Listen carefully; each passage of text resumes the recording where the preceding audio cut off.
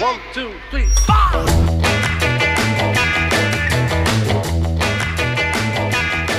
The Beatles don't really need much of an introduction. No matter how you feel about their music, they've still endured as one of the most influential bands in music history. The Fab Four have reunited in digital form, and it's something that Beatles fans should be excited about.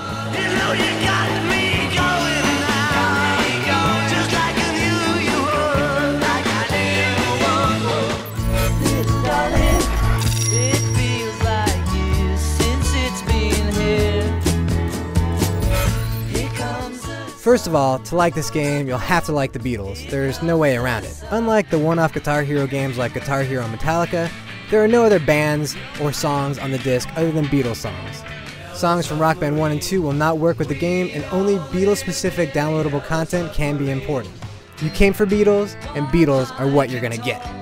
This actually isn't a bad thing. While it's disappointing that there's only 45 songs, and a lot of those songs are under 3 minutes each, there's still 45 great songs. Not many music games can boast such a strong lineup of classics. The songs spread throughout the Beatles' long career, from Ringo singing The Boys in the Cavern Club, to Sgt. Pepper's Lonely Hearts Club Band, to Don't Let Me Down on the Rooftops of Applecore. Right from the beginning you can tell that a lot of love and care went into this game. This is not some shoddy cash-in. The career mode actually follows the progression of the band.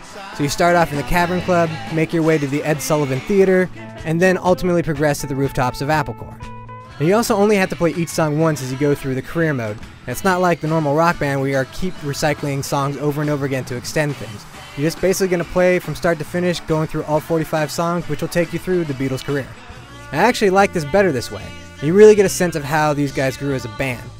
You know, they start off as a little boy band singing in a little club, they become a big sensation in stadiums, and then they close things off by spending the second half of their career just in the studio making incredible music that nobody had ever thought of before. Also, Beatles fanatics will be pleased to know that there are a lot of photos, anecdotes, and video documentaries that can be unlocked. Because half of the Beatles' career took place just in Abbey Road studio, and that would be pretty boring to see a bunch of guys just sitting around in a studio playing, Harmonix created these crazy dreamscapes for you to experience. For example, My Guitar Gently Weeps has this very serene landscape, while I Am the Walrus is probably the trippiest and freakiest thing I've ever seen in a video game. These dreamscapes are very cool to look at, and I'm glad Harmonix had some fun with them. The art style is simply incredible. And a special note for the Wii crowd, Beatles Rock Band is actually the first game that's a full $60. Seeing how this is a great game for the casual audience, just know how much you'll be paying to be the fifth Beatle.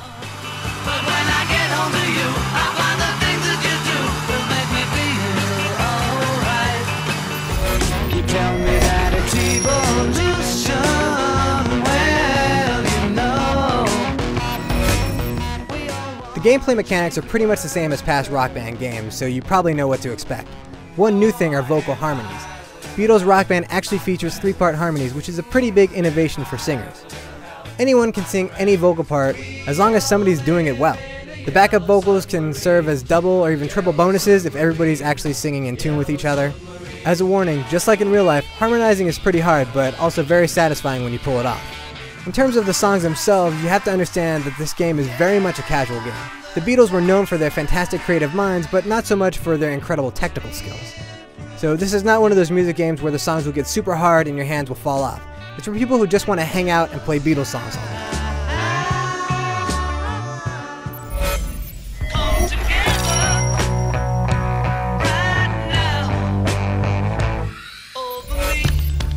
The Beatles Rock Band is a great game for Beatles fans. You just need to know what you're getting into. It won't challenge you, and it doesn't have all the crazy customization features that other music games have. However, that's also not the point. It's about experiencing the Beatles and what they brought to music itself. When it comes to that, this game comes highly recommended. For the full written review, head on over to IGN.com.